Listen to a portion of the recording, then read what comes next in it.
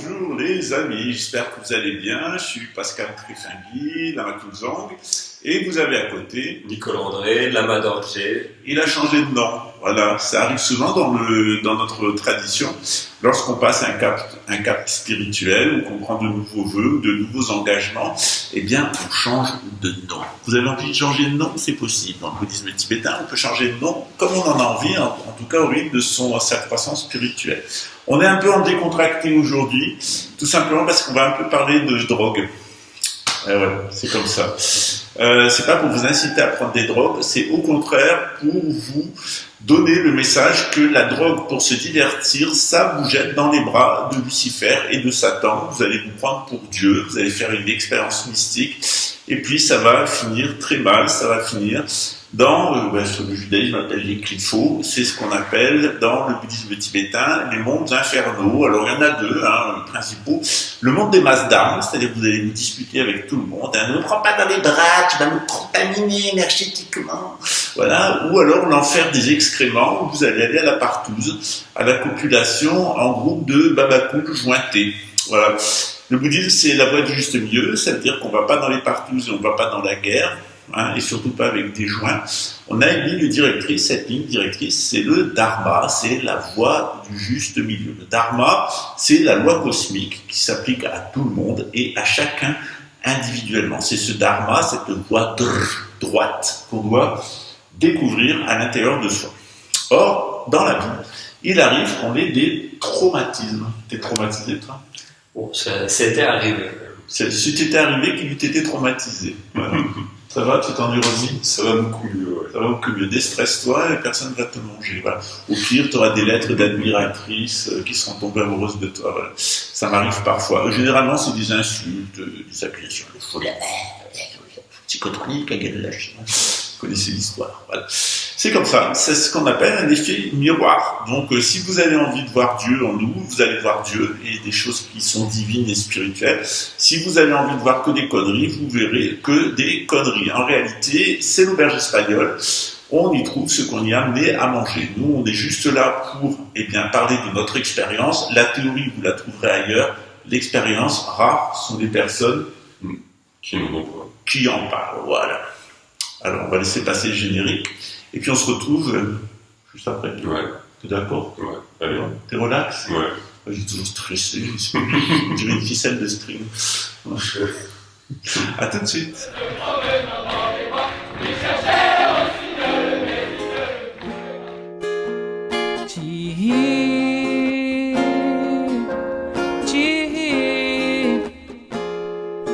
Força da natureza. Olha quanta beleza que há em ti, que há em ti. Força, fé, foco, visão, estratégia, esperança e determinação. Resistimos, resistindo, existindo. Ó nós aqui, tipo até o Timuim. Mas nós não vamos sucumbir, não ao marco temporal. PL 490, grana é bom e vocês gostam, mas natureza lamenta. Um direito, de esquerda, deixa os passarinhos sem asa. Nós continuamos aqui, dentro da mata, dentro de casa. Vidas indígenas importam, meu levante é pela terra. Nós estamos na batalha, queremos vencer a guerra. No Ante, Apuangue, no Ante, força, Apuangue, esperança, Ti,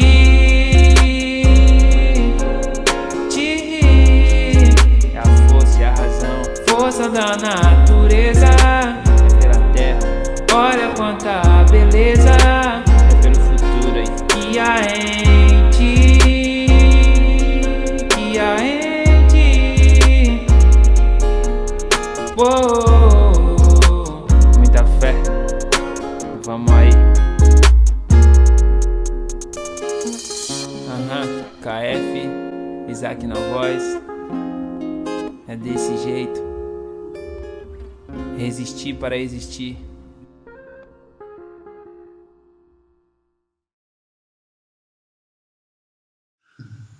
Alors d'abord, on s'excuse à nouveau pour les tenues un peu débraillées, mais il fait extrêmement chaud à Bahia. Il y a pas loin de 40 degrés aujourd'hui. On met pas de ventilateur pour qu'il n'y ait pas des bruits parasites. Et voilà, donc eh bien, vous nous voyez dans nos tenues un peu civiles. Voilà. Un peu dans les couleurs quand même. Ouais. Voilà. Il a un crocodile, c'est lui qui va faire 7 et moi je vais faire Osiris. Mais vous ne me couperez pas en 14 morceaux et je veux retrouver mon pénis. Alors je vais faire Horus. Ouais, je vais faire Osiris. Allez, tu fais Osiris. Ah bah alors voilà, allez, donc on va continuer. Comme vous le savez, au cœur de notre enseignement, eh bien, il n'y a pas seulement le Dhammapada, il n'y a pas seulement l'enseignement du Bouddha, mais on est une école gnostique, donc on s'intéresse aux autres traditions spirituelles. Alors on ne s'intéresse pas aux traditions spirituelles de l'extérieur, on s'y intéresse de l'intérieur. C'est comme une sphère. Dans ce qui est autour, eh bien, il y a ce qu'on appelle le Dharma, la Sharia, c'est ce qu'on appelle la Torah, et puis à l'intérieur, ça c'est de l'exotérisme. À l'intérieur, il y a l'ésotérisme. Et dans l'ésotérisme, eh bien, on retrouve exactement la même tradition partout. C'est la tradition primordiale et on va en retrouver des branches ou des expressions qui sont différentes selon les peuples, selon les langues et selon les époques. Dans l'islam, on considère qu'il y a 120 000 êtres réalisés qui ont enseigné la loi divine avant le prophète Mohammed, qu'il est le dernier dans ce cycle d'humanité. Voilà. Donc, faut pas se rater, c'est le dernier omnibus. Après, il faudra attendre le cycle d'après. Voilà, c'est un peu long. Ouais. Voilà. Alors, c'est pour ça que bon, il faut sauter dans le bus sans qu'il débarque. Alors, généralement, dans nos sociétés, toi, ça t'est arrivé, les jeunes ne se sentent pas bien. Ouais. Tu étais bien, toi, quand t'étais là? Donc, pas du tout, non. C'est plutôt envie de quitter la Terre. Ouais. Ta famille t'intéressait pas? Ouais, j'ai du mal à m'intéresser à moi-même et la famille, non, m'intéressait pas, non. Ni la tradition d'ailleurs. Alors, si tu es adolescent, si tu te plais pas à la maison, c'est pas rédhibitoire. La vraie famille qu'on a, c'est la famille spirituelle, c'est celle qu'on choisit. Les amis, on les choisit, la famille, on la subit. Voilà. Et c'est pas moi qui le dis, c'est Jésus, il s'est enfui au moment de la Pâque, on est le samedi de Pâques, au moment où on enregistre, et Jésus s'enfuit, et puis il va discuter avec les prêtres du temple, hein, qui sont étonnés par sa connaissance de la Torah, je crois qu'il a 11 ans, hein, quelque chose comme ça. Et puis ses parents arrivent, il dit, bah alors, t'es Jésus, tu dis qu'un pays. Et alors il dit à ses parents, bon, voici mon père, voici ma mère, voici mes frères, voilà. Et Jésus reviendra souvent sur ça en disant qu'on a une famille de sang et qu'on a une famille d'âme et même on a une famille spirituelle. Et il faut choisir la famille spirituelle dans laquelle on s'inscrit. Et nous, on a choisi de s'inscrire derrière le prophète Mohammed, la paix sur lui, mais on est bouddhiste. Voilà. J'ai fait plusieurs petites capsules cette semaine pour vous montrer qu'à l'intérieur, du bouddhisme, à l'intérieur de ce qu'on appelle le Dharma, du Bouddha, il y a la Sangha, c'est-à-dire la communauté bouddhiste, et au cœur, il y a le Bouddha. Figurez-vous que le Bouddha, s'il rencontre Mohammed ou Jésus ou qui que ce soit, il va certainement pas se disputer avec. Au contraire, c'est des êtres réalisés. Et donc, ils s'entendent très bien et ils tiennent le même langage. Sauf que quand on est de l'extérieur, quand on n'est pas passé par l'initiation, quand on n'est pas passé par la tariqa en islam, c'est-à-dire l'initiation dans une communauté initiatique, eh bien on va voir les choses de l'extérieur, on va rentrer dans des guerres d'ego, des guerres de religion, des guerres de règles, des règles de morale. La religion, c'est de la morale à l'extérieur, mais à l'intérieur, c'est une vie spirituelle. Or, les jeunes à notre époque, toi c'était peut-être ton cas, tu avais une vie spirituelle quand tu étais jeune? Non, pas du tout. Plutôt une intuition, une intuition, un sixième sens qui se déclare, mais sans le comprendre, sans le savoir. Donc, Dieu battait à la porte, mais vous ne savez pas à quelle porte il fait. Non, je n'avais pas le verbe pour en parler, encore moins la structure pour le comprendre. Ben ça, c'est tout le monde, je crois. On a tous en soi, on a tous en nous quelque chose de Jésus-Christ. Cette petite étoile qui nous tire vers l'infini. Voilà, et oui, on a tous en nous ce petit quelque chose.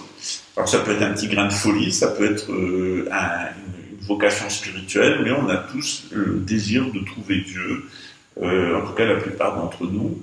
Mais il y a des gens qui n'en ont pas envie.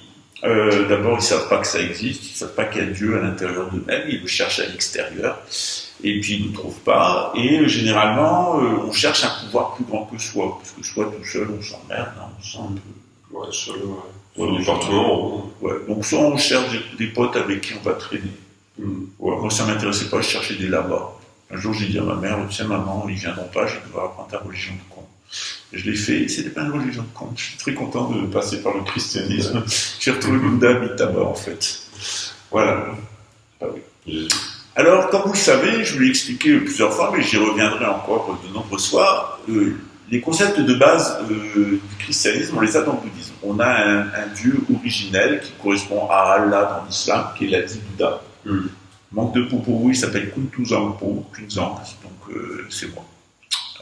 Vous ne savez pas que vous aviez rencontré Dieu, ben, je vous l'apprends.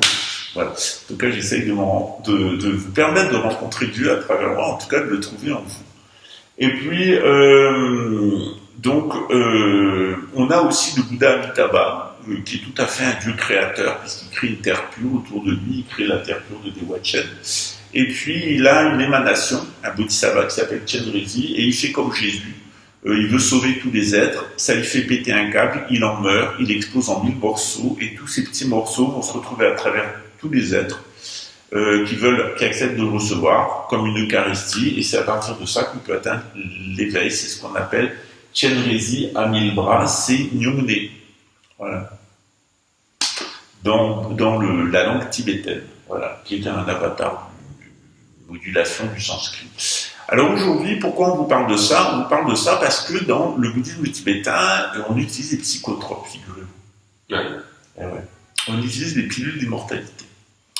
Alors c'est fait avec des herbes. Ça fortifie la santé, mais aussi dans certaines pratiques de yoga, on va prendre des substances qui sont tout à fait semblables à l'ayahuasca qu'on trouve ici, à la mescaline, à l'iboga, au Gabon, ou d'autres substances qui sont des substances qui vont stimuler la production de DMT par notre cerveau.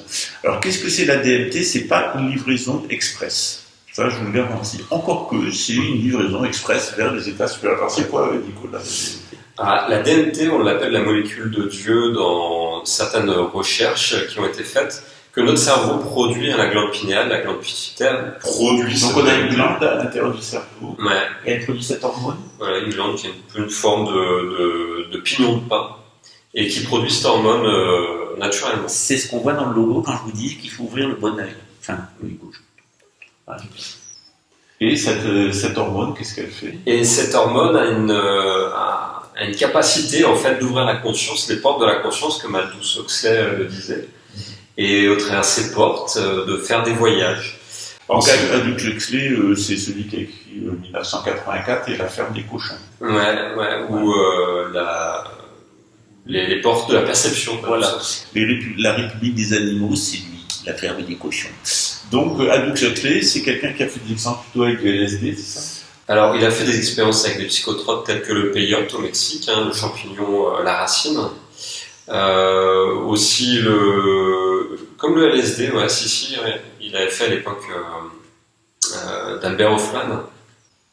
Donc, c'est ce qui a fait que dans les expériences qu'il a fait, il a pu investiguer ce qui pourrait être la société du futur, c'est-à-dire la société de 1984, avec 3 grands blocs qui se font la guerre en permanence, et qui, grâce à des moyens, maintenant on dirait informatiques, réécrivent l'histoire en permanence pour faire croire aux gens des choses qui ne sont pas. C'est l'image de la bête. Alors Aldous Huxley, il a pris ces substances, et puis il a eu en fait une expérience plutôt mystique en fait. Ouais, c'est le piège de la mystique. Donc la mystique, souvent, c'est une expérience qui est faite, mais sans un cadre traditionnel. C'est une expérience provisoire, on va voir un certain nombre de choses, mais on n'a pas forcément les clés. Les clés pour le comprendre, et souvent les personnes qui se retrouvent en hôpital psychiatrique, telles que l'expérience que j'ai vécue à 17 ans et 21 ans. T'as été chez des dingues. J'ai été chez des dingues. Faut être dingue pour dire vivre avec ça. Fait que la plupart des hôpitaux psychiatriques sont remplis de personnes qui font des expériences sans un cadre traditionnel, ou avec ou sans drogue, mais qui n'ont pas le fil rouge ou le verbe pour en parler, et ça les rend totalement, des fois fous, ils en perdent le pied. C'est-à-dire qu'ils n'arrivent plus à vivre normalement dans la société parce qu'ils ont eu des expériences intérieures ou des souffrances très fortes. Ça peut être des viols, ça peut être des traumatismes sociaux, ça peut être des entités viscérales, ça peut être des vers. On a des vers, ça crée des problèmes mentaux. Ouais, ou même des allergies, comme au gluten, des substances de céréales qui des allergies au lactose. Peut-être. Alors, qu'est-ce qu'on fait dans les hôpitaux psychiatriques? Eh bien, on file du largactyle. Alors, qu'est-ce que c'est un largactyle? C'est du chlore. Donc, on vous file du chlore dans les intestins, donc vous n'avez plus de spasmes intestinaux, hein. C'est la méthode de Jimmy la veilleuse. On vous file du chlore, donc ça, en fait, ça stérilise votre système digestif, ça le rend complètement aseptique. Alors, vous n'allez plus rien digérer, ça ne va pas ranger la pathologie, mais ça va vous calmer.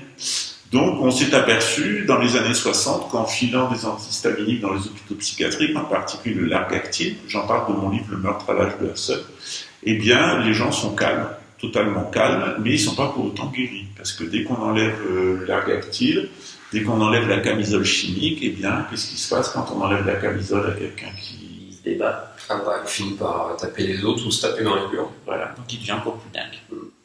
Voilà. Alors, quelquefois, la santé se rétablit tout seul. Et plusieurs fois, je vous ai mis en garde contre les dangers de la psychanalyse freudienne en tant que contre-initiation, en vous expliquant qu'elle va vous faire descendre, elle va vous faire votre œuvre noire. Je parle toujours d'alchimie, donc on va aller dans l'alchimie. Je vais essayer de l'arrêter en cours de route, comme ça je vais des erreurs, ça va être des années. C'est le samsara alchimique chez Nicolas. Enfin, on essaye de l'en sortir. Hein. Ça progresse. Ça progresse, ça va aussi. Ok. J'aime bien me moquer de lui parce que je l'autorise aussi à se moquer de moi, mais il n'ose pas. C'est ça le respect. Voilà. Et donc, ce qui se passe, c'est que, eh bien, quand les gens se sentent mal, ils vont prendre des produits chimiques, de la pharmacie, notamment de l'aspirine codéinée. Mais la codéine, c'est quoi? Ouais, c'est un extrait de plante. Hein. Mais c'est un opiacé. Voilà. Donc, on va vous donner on fait de l'opium. L'opium, la morphine. La morphine. Voilà, donc ça a été longtemps autorisé en France, maintenant c'est interdit. Alors pourquoi est-ce qu'on réagit comme ça? Souvent c'est parce qu'on est stressé par son environnement électromagnétique. Quand vous êtes dans un environnement électromagnétique pollué, ce qui ne vous convient pas, vous allez vous déplacer. Mais quand on n'a pas de sous, quand on n'a pas le choix, eh bien on va rester dans un environnement électromagnétique qui ne nous convient pas. Et on va se mettre soi-même à se désaxer électromagnétiquement, ça va nous perturber hormonalement. Les perturbations hormonales vont amener des troubles de la conscience, des troubles de l'identité, et on finit complètement dingue. Alors après, on a le choix. Soit on devient un punk à chien des rues, comme Nicolas, soit on rentre dans l'armée, on va vous mettre une camisole disciplinaire, comme Nicolas. C'est ce qui s'est passé. C'est ce qui s'est passé, ouais, à 21 ans, à 17 ans. Alors, on enregistre à la Maison de la Conscience Indigène, alors de temps en temps, on est un peu dérangé. Là, c'est une demi-indigène, on vous la présentera, on vous l'a déjà présenté. Voilà. Alors, chez nous, ça se passe toujours dans la bonne humeur. Pourquoi? 1, analyser les faits, c'est ce qu'on est en train de faire avec vous. 2, que ça vire à la déconnade, parce que c'est quand même plus marrant de se moquer des problèmes. Déjà, quand on rit de ces problèmes, ça va déjà mieux. Voilà, quand on dit, putain, j'ai les travers l'axe fou, je regarde. J'ai fait des travers, voilà, bon, ça va pas. Donc, eh bien, et ensuite, on voit les solutions. Voilà, les solutions, c'est soit je reste avec mon parrain de travers et je me mets sur le bon profil pour que je suis beau, intelligent, intelligent.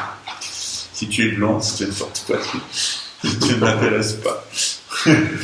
Eh bien, on trouve ensuite les solutions. C'est accepter les choses comme on est, comme elles sont. S'accepter comme on est, accepter les choses comme elles sont, voir ce qu'on peut changer et accepter ce qu'on ne peut pas changer. Donc il y a des choses qu'on peut changer, il y a des choses qu'on ne peut pas changer. Et puis entre les deux, il y a des choses qu'on peut à moitié changer, à moitié pas changer. Mais en tout cas, il faut 1, poser les faits, 2, en rire, parce que ça va mieux quand on rit, et 3, eh bien, essayer de mettre en place ce qu'on appelle les moyens habiles. Alors toi, tu étais un punk à chien. Ça a été...